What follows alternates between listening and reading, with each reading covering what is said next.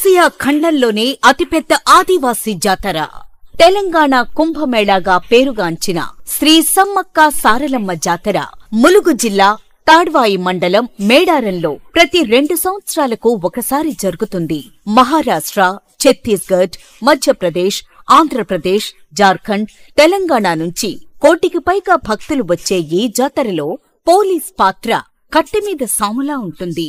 వరంగల్ నుండి మేడారం వైపు వచ్చే భక్తులు హనుమకొండ, గూడెప్పాడ్, ములుగు, పస్రా, నార్లాపూర్ మీదుగా మేడారం చేరుకోవాలి.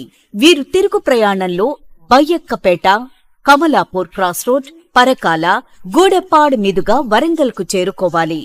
మహారాష్ట్ర రామగుండం నుండి మేడారం వైపు వచ్చే భక్తులు కాటారం, చింతకాని, యామన్పల్లి, పెగడపల్లి, కాల్వపల్లి మీదుగా మేడారం చేరుకోవాలి.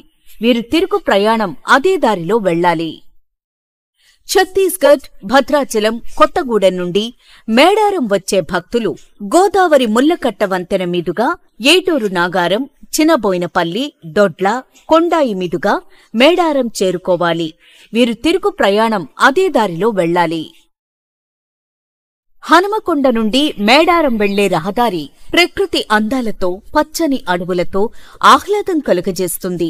ములుగు జిల్లా గౌస్పల్లి నుండి ప్రారంభమవుతుంది. మేడారం వెళ్లే భక్తులు ములుగు పట్టణం ప్రారంభంలో గల గట్టమ్మ తల్లిని ముందుగా దర్శించుకుంటారు.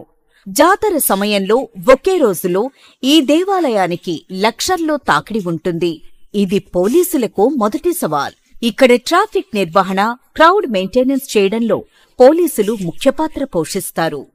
పార్కింగ్ మేడారంకు పెద్ద సంఖ్యలో వాహనాలు వచ్చే అవకాశం ఉండడంతో ట్రాఫిక్ జామ్ కాకుండా సుమారు 7,500 మంది పోలీసులతో భారీ బందోబస్తు ఏర్పాటు చేయడమైనది. మేడారం మొత్తం సుమారు 1,500 ఎకరాలలో పార్కింగ్ ఏర్పాటు చేయడమైనది.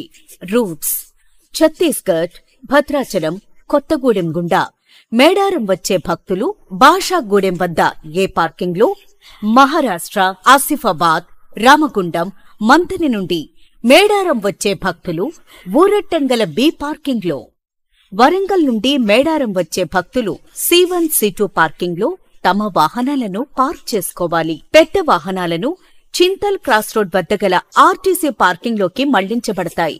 ఇక్కడి నుండి గద్దెల వరకు షటిల్ బస్ సర్వీస్ కలదు. క్యూ లైన్స్ సమ్మక్క సారలమ్మను దర్శించుకోవడానికి 3 క్యూ లైన్లను ఏర్పాటు చేయడం జరిగింది. ఆర్టీసీ బస్సులో వచ్చేవారికి Reddygudem RTC queue line, Urattam, Kannepalli, ITDA భవనం గుండా వచ్చేవారికి ఐటీడీఏ క్యూ లైన్, మేడారం ఊళ్ళోని బొడ్రాయి గుండా వీఐపీ క్యూ లైన్లలో భక్తులకు అనుమతి ఉంటుంది. వనదేవతలను దర్శించుకున్న తరువాత భక్తులు సారలమ్మ గద్దెకు వెనుకవైపు ఉన్న 2 మార్గాల ద్వారా బయటకు వెళ్లాలి. వికలాంగులకు పగడిద్దరాజు గద్దె వెనకాల నుండి ప్రత్యేక మార్గం కేటాయించడం జరిగింది.